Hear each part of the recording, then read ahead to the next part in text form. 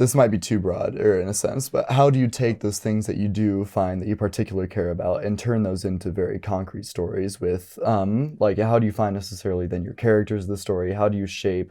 So, say I care about the history of like Lutheran churches and how they're adapting to modern day. How do I go from taking that really broad idea and being able to narrow that down into something practical that I can find the people who I need to go film, the place I need to travel to, and who I need to talk to? In a sense. Well, there are different ways to go about, different approach, and they will probably bring the same result. When you approach storytelling, I would say I can use the example in Photoshop or Premiere, you can accomplish the same editing in so many ways. And the final product is going to be the same. It's just the way you go about. So what I'm going to try to do, I'm going to try to come up with the things that comes to my mind, but that doesn't mean that those are the only ones. There are many ways to accomplish the same, right? Usually I keep in mind the fact that good storytelling, um, it's it's very specific, right? So good storytelling, it doesn't come because the topic that I choose is good. Good storytelling is independent from topics, from whether it's a sport, whether it's an event, whether it's a church. What I'm trying to say is, uh, it doesn't matter if your topic or let's say the topic that you choose is gonna be good. The storytelling is independent from that, and so that means that even if I choose, I don't know, to tell a story of a soccer player, well, you could say, well, there are so many people that follow soccer, so I like soccer, so I'm gonna tell a story about soccer. That doesn't necessarily means that you're gonna be able to tell a good story just because you have a lot of followers and you're personally involved. So good storytelling is like, no, there has to be specific dynamics on that. Now, there are three different approaches. I think the first one is the one where you choose a person that you know that had or is having like some major difficulties in accomplishing something that is really hard to achieve. Like they want something really, really bad, right? This is like a Hollywood, like very basic level. You have a character that wants to accomplish something that is really, really hard to achieve, but they really, really want it, and so they're gonna try to achieve that, and you follow them in that journey. Like that's very basic. Then there is another approach where you take it more as a research kind of thing, but you take it, for example, I want to research on this topic, and for example, you mentioned the Lutheran Church, right? And what did you say is like how that has an impact today, How the or historic branches necessarily are like adapting to today, for example. Yeah. okay, so the impact of Lutheran Church now, in these days, what is the impact? Well, you could say, well, you're interested in that.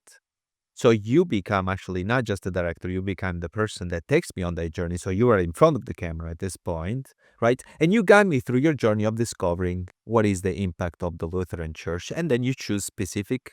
And if you look at the reality show of cooking show that they travel, like that's what they do. They guide you through a journey of discovering something, and usually that brings a question in the very beginning of the structure. It's like, okay, so there is something I want to discover. Come with me, I'll take you on this journey, and we're going to see what is the answer together, right? So you take the audience by hands and you guide them into this journey of discovering that thing, and you do it in different way.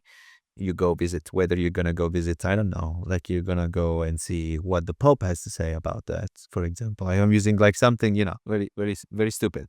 But then you want to hear like, another prominent pastor in the United States to see what he thinks is like, whatever it is that you see. To me, the fact that you choose to take me on a journey, I don't necessarily care about where you're going to take me. If you are going to be able to establish that very clearly in the beginning, then the rest should flow with that. And that's the second approach. The third approach is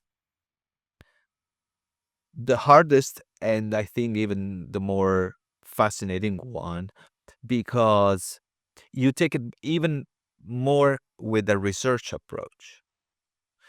you're not trying necessarily to find the answer to a specific question. You're not following necessarily the journey of somebody that wants something really, really bad.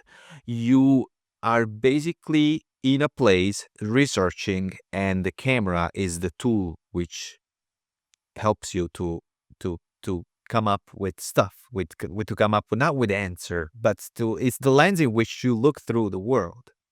So you use now the camera to observe a specific place, and you're not necessarily looking for a specific outcome. You love that place, or you want to know something about that place, that somehow you're able to take a research approach, and usually that kind of approach brings much more footage back, because you don't know how this is going to end. You don't even know if there's going to be an end. And you're willing to take the risk, but you know what it is that you're looking for. What are the things that you're attracted to? Right now, I'm in that position, right? We're considering to film some fishermen on the Amalfi Coast.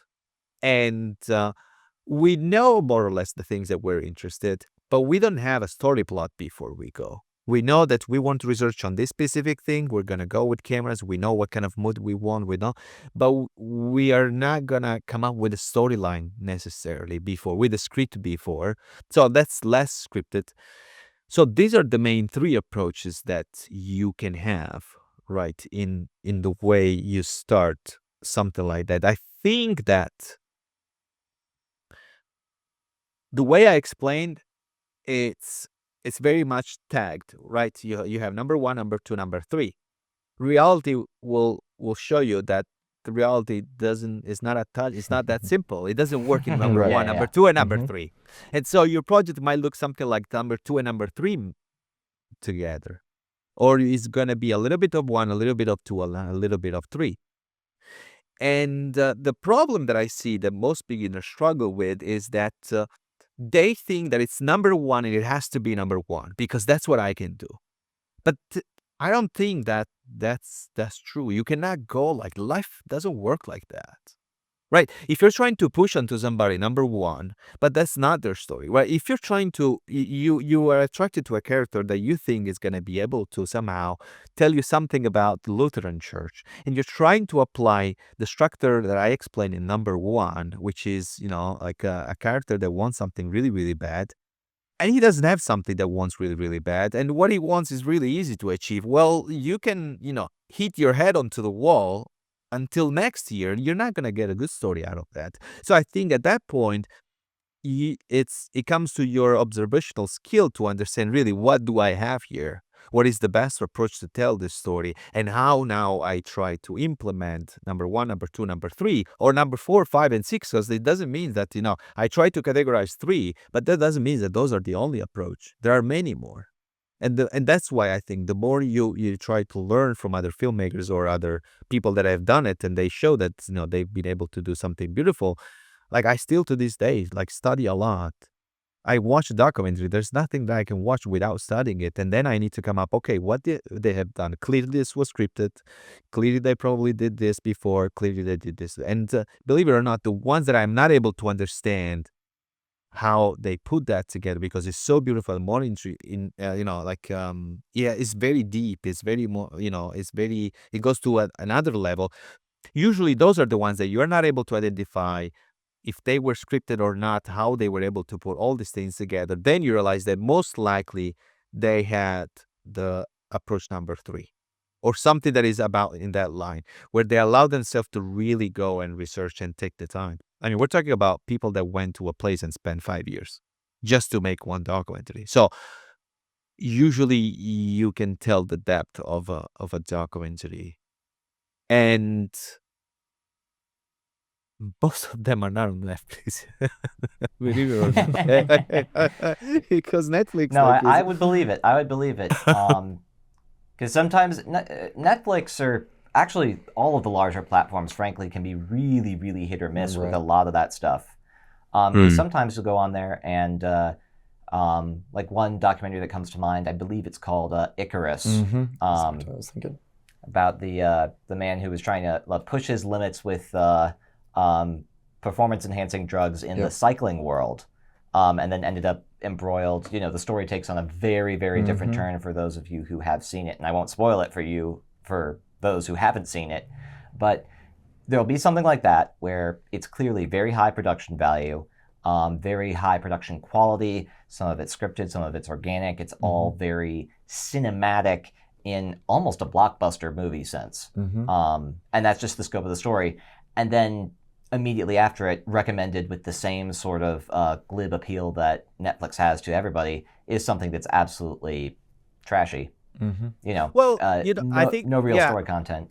Yeah, I think the main difference, when I say that, I don't mean I watch Netflix, guys. Like, and I go and watch documentary there. They're like, I love them. I think if I have to point at what's the difference between usually a project that you, like a documentary that you find on Netflix, between that or movie, another platform that mainly has more, I don't know, artsy stuff. Let me use this expression for a lack of better words. Well, it comes down to entertaining. Netflix is really good at entertaining you. If your documentary doesn't entertain well, it's going to be hard that you're going to find it on Netflix.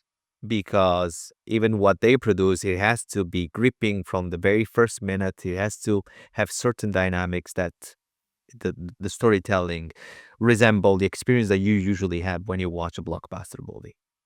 But it's a documentary, right?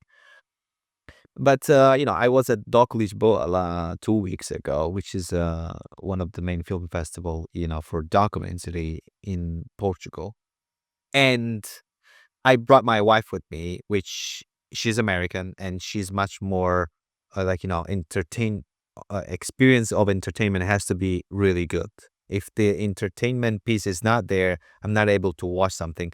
The thing is that what the beautiful thing about documentary film festival is that you pay the tickets, and now it's going to be harder for you to just get up and go away. So you're forced to watch something that not necessarily you knew much about it before, right? And so when we came out of the cinema theater, I was like, okay, so what are the things you didn't like? And that was the entertainment part. And then the second thing was, well, but what are the things that you would consider or that is making you think about it? And what is the taste that left in your mouth that is not necessarily based on how you were really well entertained? And the conversation took a really good spin at that point, because we were talking about, well, it was a documentary then about work, how we're committed to work, or and that was very much observational. There was you have to think, it was 82 minutes or something like that. Every minute you see somebody working. That's it. And then you hear their voices talking about different aspect of work or their work life. So if there's there's not necessarily the entertainment piece there, it's removed from that part, and that's when I think, as a filmmaker, you have to decide if you want to go and wander in those situations or not, where you're less interested in the storytelling part, you're more interested in the research part. To me, the best is when you combine the two together.